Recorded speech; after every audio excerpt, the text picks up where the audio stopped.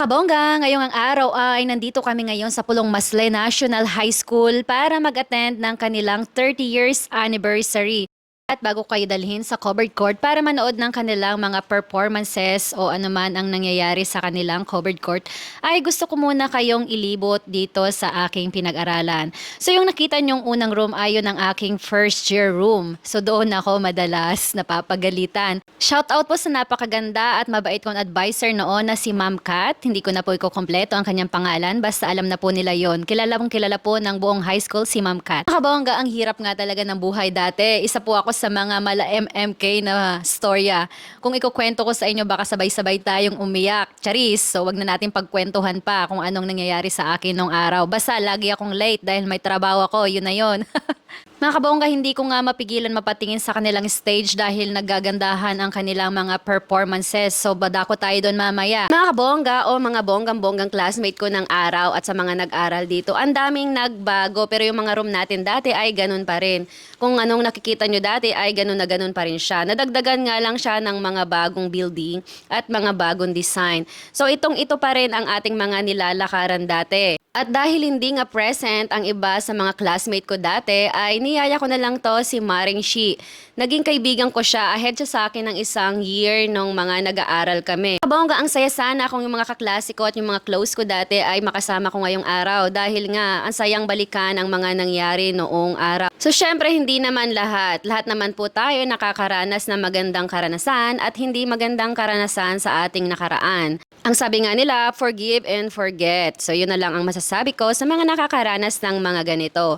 At yung masasaya nyong mga karanasan ay ikip nyo po dahil forever nyo yan dadalin sa inyong pagtanda at maaalala nyo at maaalala ang mga araw na yan. Mga kabongga, isa nga to sa tambayan namin pag nainip na kami sa loob ng room.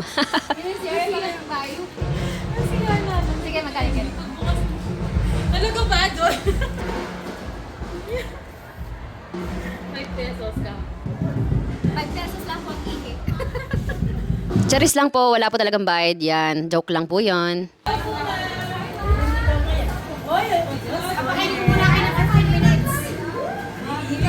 At syempre, hindi natin makakalimutan to. Ay, kayo may lagi kahit ang mamagisarang crush niya. Balmong ka natin palmugin. Palmugin nyo ang sa. Kahit ka ba, parang lang ganyan eh. O kaya natang magsukla yung mga lamang. Oo. Nagkanta ka rin, Justin Bieber, kauso mo, hanap mo kanya. Saka yung ano. Kaya time Porcher High School. FM ba yun? Diyan na rin ba yung building na yun? Oo. Mga kabongga, so dumako naman tayo sa bandang to. Itong lugar na to ay ang lugar ng mga Porcher High School nung araw. Ang Porcher High School nga pala mga kabongga, ang pinakagusto kong year sa high school. Hindi ko alam, parang nagumpisa na ako mag-mature nung mga Porcher High School na kami.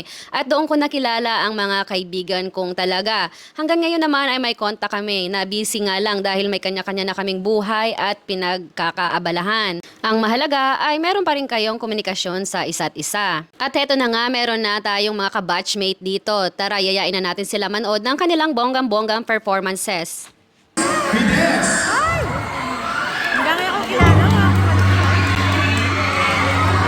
Candidate number...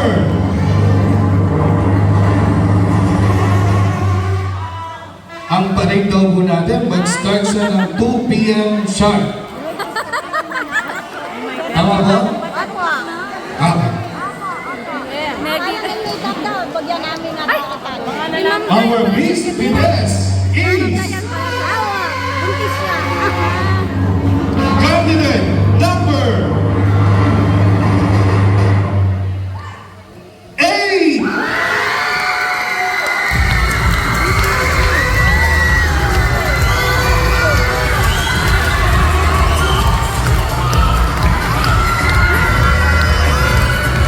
Congratulations nga pala kay candidate number 8. Sige na, ikaw na ang may hawak ng corona na ikaw ang pinakamaganda ngayong araw dito. Charis. So yun nga, ang ganda nga naman ni candidate number 8. Mga kabongga, hindi ko nga akalain na makakapanood ako ng ganito ngayon dahil nakakamiss. Dahil nung araw ay lahat excited kung sino nga ba ang Mr. and Miss PHS ng taon. Mga kabongga, hindi nga tayo pwede dyan dahil labanan niya na magaganda, matatalino at pogi. Syempre wala tayo niyan. Meron lang tayong tiyaga. Charis. Tiyaga nga lang ang meron tayo mga kabongga. Candidate number 6!